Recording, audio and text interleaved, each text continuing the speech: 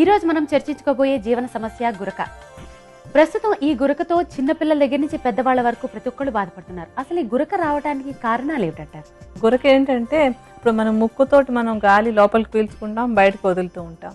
అలా పడుకున్న టైంలో బయటకు గాలి వచ్చే సమయంలో ఆ మార్గం కనుక సరిగా సరిపోయినంత లేకపోతే, అంటే సన్నగా ఉండి కానీ ఇంకే కారణంగా అయినా అడ్డుపడ్డట్టు కానీ ఉన్నట్టయితే కనుక, ఇప్పుడు మనం మామూలుగా కూడా ఏదైనా ఒక దానిలోంచి గాలి బయటకు వస్తుంటే శబ్దం వస్తుంటుంది కదా, సన్నబడ్డంత కొద్దికి శబ్దం విడిగా కూడా ఎక్కువ వస్తుంది.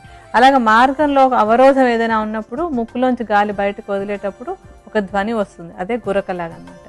ఈ గురక ఎందుకు కొంతమందిలో ఎక్కువగా వస్తుందని చూసినట్టయితే దానికి రకరకాల కారణాలు ఉంటాయి. ఒకటి, మధ్య వయసులో ఉన్న వాళ్ళకి కొంచెం గురక ఎక్కువ వస్తూ ఉంటుంది. ఏమవుతుందంటే ముక్కు లోపల ఉన్నటువంటి కండరాలు కొంచెం వదులవుతాయి. ఆ వదులయ్యి పడుకున్న టైంలో అవి ఇంకాస్త రిలాక్స్ అయ్యి ఉండి లోపల నుంచి గాలి బయటకు వచ్చేటప్పుడు వాటన్నిటిని ఇలా అదిరిస్తూ ఉంటుంది. అదిరినప్పుడు బరబరా అంటూ సౌండ్ వస్తూ ఉంటుంది అనమాట.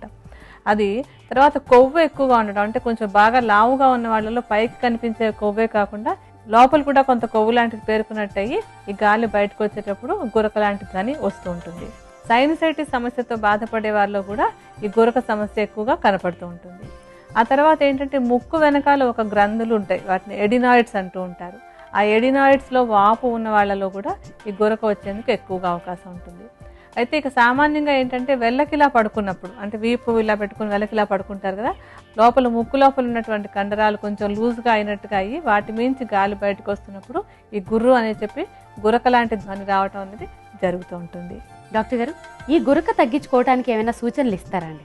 లావుగా ఉన్న వాళ్ళు ఉన్నారంటే కొంచెం లావు తగ్గేందుకు ప్రయత్నం చేయాలి. అది కొంచెం కష్టమైన పని అయినా కానీ కొంత లావు తగ్గినట్టయితే కనుక తేలిగ్గా ఈ గురకను తగ్గించుకునేందుకు అవకాశం ఉంటుంది. ఈ వెళ్ళకిలా పడుకునే అలవాటు ఉన్న వాళ్ళకి గురక ఎక్కువగా వచ్చే అవకాశం ఉంది కనుక అటువంటి అలవాటు ఉన్న వాళ్ళు కొంచెం పక్కకి తిరిగి పడుకోవడం అలవాటు చేసుకుంటే ఈ గురక తగ్గించుకునేందుకు అవకాశం ఉంటుంది. అలాగే రాత్రిపూట కొంచెం శ్లేష్మాన్ని పెంచేటువంటి, అంటే కఫాన్ని పెంచేటువంటి ఆహార పదార్థాలు, తీపి పదార్థాలు అంటే స్వీట్స్ కానీ పాల పదార్థాలు కానీ పెరుగు కానీ తీసుకోకుండా ఉండడం వల్ల కూడా ఈ గురకను కొంతవరకు అదుపులో ఉంచుకోవచ్చు.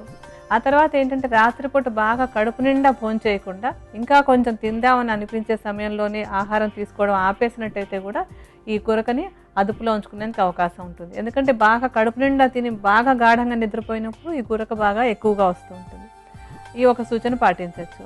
ఆ తర్వాత ఏంటంటే సైనసైటిస్ సమస్య ఉన్న వాళ్ళు ఉంటే కనుక దానికి వైద్యం చేయించుకున్నట్టయితే కూడా ఈ గురకని తేలిక అదుపులోకి తీసుకొచ్చేందుకు అవకాశం ఉంటుంది. రాత్రిపూట పడుకోవడానికి ముందు బాగా వేడి నీళ్లు మరిగించి అందులో కొద్దిగా పసుపు వేసి ఈ ఆవిరి పీల్చుకోవడం వల్ల ముక్కులో ఉన్నటువంటి మార్గాలన్నీ బాగా సాఫీగా ఉండి ఎటువంటి ఆటంకం లేకుండా బాగా ఊపిరి తీసుకుంటూ గురక లేకుండా హాయిగా నిద్రపోవచ్చు. డాక్టర్ గారు, మరి ఈ గురక నివారణకు చక్కటి ఆయుర్వేద ఔషధం ఏ విధంగా తయారు చేసుకోవాలో వివరిస్తారా అండి? ఈ ఔషధం తయారు చేసుకోవడానికి మనం తీసుకునేటువంటి మొట్టమొదటి మూలిక తాలీసపత్రి. ఈ ఆకుల్ని కొంచెం ఎండబెట్టుకుని మెత్తటి చూర్ణం చేసుకోవాలి. ఈ తాలీసపత్రికి గొంతులో ఉన్నటువంటి కఫాన్ని పోగొట్టేటువంటి గుణం ఉంది, అందువల్ల ఈ చూర్ణాన్ని మనం ఔషధంలో వాడుకుంటున్నాం. ఈ తాలీసపత్రి చూర్ణాన్ని సుమారుగా 40 గ్రాముల పరిమాణంలో తీసుకోవాలి. ఇప్పుడు మనం ఒకసారి ఔషధం తయారు చేసుకునేందుకు ఎంత చూర్ణం కావాలో అంత మాత్రం తీసుకుందాం. మనం తర్వాత తీసుకుపోయేటువంటి మూలికలు ఏంటంటే త్రికటుకాలు. త్రికటుకాలు అంటే సొంఠి, పిప్పళ్ళు, మిరియాలు. ఈ మూడు కూడా కఫాన్ని తగ్గించి, అంటే మనం ముక్కులో ఏదైనా ఒక దోషం ఉండడం వల్ల కానీ ఎడినాయిడ్స్ వల్ల కానీ సైనస్ వల్ల కానీ ఈ గురకన్నది వస్తూ ఉన్నట్టయితే కనుక వాటిని కూడా తగ్గించేటువంటి గుణం ఈ మూడు కలిపినటువంటి చూర్ణాలకు ఉంది.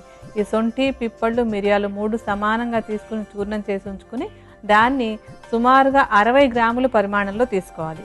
ఇప్పుడు మనం ఒకసారి ఔషధం తయారు చేసుకోవడానికి ఎంత చూర్ణం కావాలో అంత చూర్ణాన్ని తీసుకుందాం. తర్వాత మూలిక చిత్రమూలం. చిత్రమూలానికి కూడా ఈ గొంతులో ఉండేటువంటి కఫాన్ని తగ్గించేటువంటి గుణం ఉంది. ఈ చూర్ణాన్ని మనం సుమారుగా 20 గ్రాముల పరిమాణంలో తీసుకోవాలి. ఇప్పుడు ఒకసారి ఔషధం తయారు చేసుకోవడానికి ఎంత చూర్ణం కావాలో అంత పరిమాణంలో తీసుకుందాం. తర్వాత మూలిక యాలక్కాయలు. యాలక్కాయలకు కూడా కఫాన్ని తగ్గించి గురకని అదుపులో పెట్టేటువంటి గుణం ఉంది. యాలక్కాయలను బాగా ఒలిచి చక్కగా మెత్తటి చూర్ణం చేసుకోవాలి. ఈ చూర్ణాన్ని సుమారుగా 5 గ్రాముల పరిమాణంలో తీసుకోవాలి. ఇప్పుడు మనం ఒకసారి ఔషధం తయారు చేసుకునేందుకు ఎంత చూర్ణం కావాలో అంత మాత్రం తీసుకుందాం. తర్వాత మూలిక దాల్చిన చెక్క. ఈ దాల్చిన చెక్క చూర్ణాన్ని మనం 5 గ్రాముల పరిమాణంలో తీసుకోవాలి. ఇప్పుడు ఒకసారి ఔషధం తయారు చేసుకోవడానికి ఎంత చూర్ణం కావాలో అంత పరిమాణంలో తీసుకుందాం. ఔషధానికి కావాల్సినటువంటి మూలికల చూర్ణాలన్నీ సిద్ధంగా ఉన్నాయి కదా, వీటిని బాగా కలుపుకుందాం. ఈ చూర్ణాలన్నింటినీ బాగా కలుపుకుని భద్రపరచుకోవాలి. ఈ చూర్ణాల మిశ్రమాన్ని రాత్రిపూట సుమారుగా ఒక చిన్న చెంచాడు చూర్ణం తీసుకుని దానిలో తేనె కలుపుకొని నెమ్మదిగా నాలుక మీద నాకుతూ తీసుకున్నట్టయితే కనుక రాత్రిపూట గురక రాకుండా పూర్తిగా అదుపులో ఉంచుకోవచ్చు.